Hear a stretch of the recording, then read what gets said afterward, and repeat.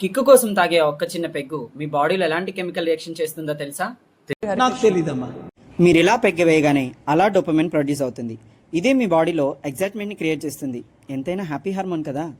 తరువాత పెరిగే గాబా వల్ల మీ బాడీలో రిలాక్సేషన్ పెరిగి కామ్గా అనిపిస్తుంది.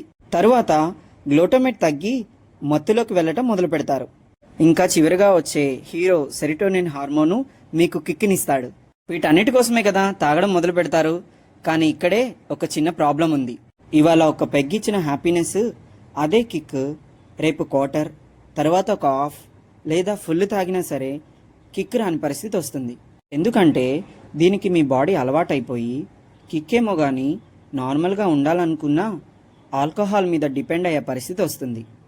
సో ఇలా ఒకసారి స్టార్ట్ అయిన హ్యాబిట్ అడిక్షన్గా మారి లైఫ్ మొత్తాన్ని స్పాయిల్ చేస్తుంది.